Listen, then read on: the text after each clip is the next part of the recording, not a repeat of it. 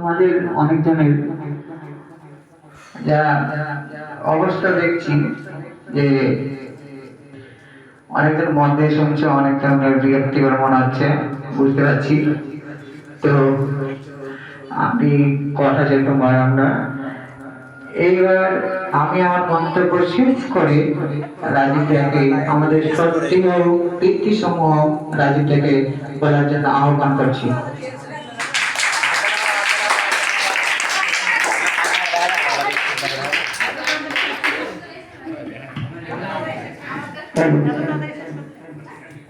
Boring হচ্ছে না আপনারা নাকি পোস্ট ফোন থাকে আমারটাকে আপনি গুরু দেন কোন ব্যাপার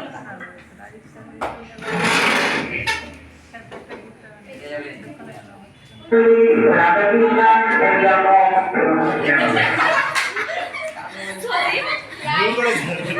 লাইটটা দেখলাম তো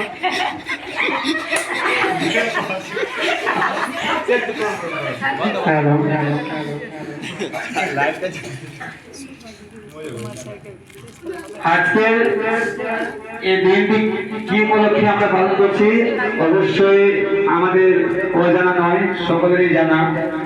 তো আজকে এই দিনটি হচ্ছে 5 সেপ্টেম্বর, অর্থাৎ শিক্ষক দিবস হিসেবে পালন করা হয় এবং সেই সঙ্গে ডক্টর সর্বপল্লী রাধাকৃষ্ণন তার জন্মদিবস হিসেবে পালন করা হয়।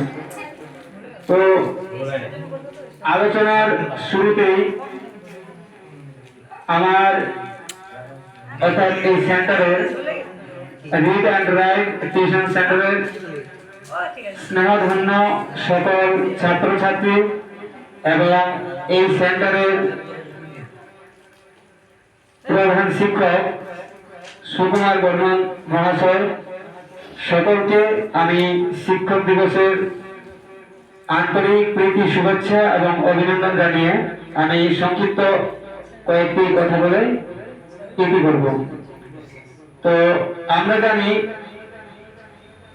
কিছুক্ষণ আগে আমাদের সুকুমার স্যার আলোচনা করলো যে বিষয়ে শিক্ষক দিবস কেন পালন করা হয়।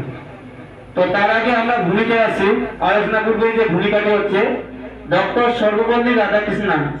তিনি 1888 খ্রিস্টাব্দে ভারতের মাদ্রাজ শহরে জন্মগ্রহণ করেন এবং ঠিক 1962 খ্রিস্টাব্দে, আমি একটু স্কিপ করে বলছি, 1962 খ্রিস্টাব্দে তার কিছু ছাত্রছাত্রী 1962 5 সেপ্টেম্বর তার কিছু ছাত্রছাত্রী এসে বলছে, স্যার আমরা আপনার এই দিনটি আজকে জন্মদিবস হিসেবে পালন করব।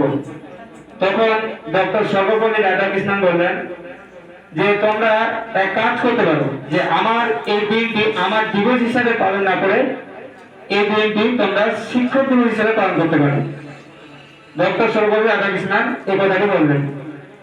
তো তিনি ছিলেন, আমরা জানি তিনি ছিলেন ভারতের সর্বপ্রথম উপরাষ্ট্রপতি এবং দ্বিতীয়বারের জন্য তিনি রাষ্ট্রপতি হিসেবে ঘোষিত হন।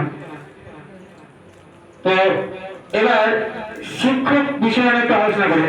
শিক্ষক দিবস যে আমরা পালন করছি, শিক্ষক কি, আদর্শ শিক্ষক কাকে বলা হয়, আমি সংক্ষিপ্ত এই বিষয়ে একটু আলোচনা করবো।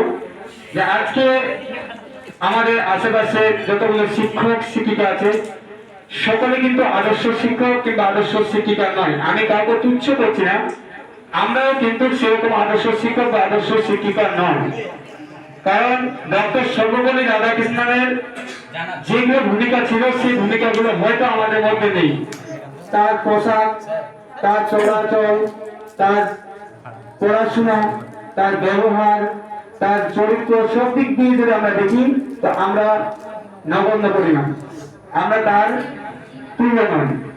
তো সেই হিসেবেও আমাদের আজকে এই শিক্ষক দিবসটি পালন করা হয়। যে আদর্শ শিক্ষক কি, আদর্শ শিক্ষকের কি গুণ থাকবে, যেমন একটি মোমবাতি সে কি করে, যে নিজেকে দাহ করে, সে কি করে অন্যকে পথ দেখায়।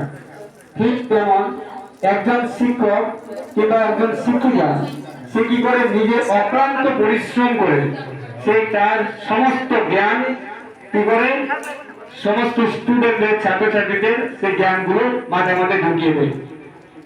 এবং তার শুধু সেটা নয় যে শুধুমাত্র শিক্ষক হলো যে পড়াশোনা করাচ্ছে, সাবজেক্ট হিসেবে পড়াশোনা করছে, অঙ্ক, ইতিহাস, বাংলা, ভূগোল এগুলো পড়াশোনা করছে তা নয়। শিক্ষক তিনি তাকে একটা স্টুডেন্টকে পথ দেখাবেন, একটা স্টুডেন্টকে তার কিভাবে জীবনে চলতে হবে সে পথ দেখাবেন, সেই বিষয়ে তিনি কিন্তু একজন শিক্ষক কিন্তু সেটা দেখান। এবং শিক্ষককে বলা হয় মানুষ গড়া কারিগর। কেন বলা হয়? কারণ এই শিক্ষকের মাধ্যমে এই যে ডক্টর হচ্ছে, ইঞ্জিনিয়ার হচ্ছে, পুলিশ হচ্ছে, ব্যারিস্টার হচ্ছে, যা কিছু হচ্ছে একজন শিক্ষকের উপর ভিত্তি করেই কিন্তু সমস্ত কিছু হচ্ছে। তো সেই হিসাবে আমরা বলতে পারি যে একজন শিক্ষক এবং একজন ছাত্র সম্পর্ক হবে যথেষ্ট বন্ধুর নেই। এবং বন্ধুর নেই যে সম্পর্কটা হবে সেটা কিন্তু যেমন বন্ধু একজন স্টুডেন্ট আর একজন স্টুডেন্ট সেরকম বন্ধুর নেই নয়, কিন্তু শিক্ষক এবং ছাত্রের সম্পর্কটা হবে একজন বন্ধুর মতো, সেটা হবে প্রকৃত বন্ধুর মতো, যে তার সমস্ত লাইফে চলাচল, তার শিক্ষা, তার দীক্ষা কিভাবে করতে হবে সবকিছু অগাধভাবে সে জানতে পারবে না। এবং এই ছাত্র ছাত্রী যেমন ছাত্র, শিক্ষক কি করে ছাতার মতো, ছাতা যেমন কি করে বৃষ্টির সময় কি করে ছাতা জল থেকে আমাদের আটকায়, ঠিক তেমনি এই শিক্ষক কি করে সমস্ত ছাত্রকে বিভিন্ন কুসংস্কার কাজ, বিভিন্ন খারাপ কাজের দিক থেকে তাকে কি করে যেতে বারণ করে, নিষেধ করে। তো ছাত্র অর্থাৎ ছত্র থেকে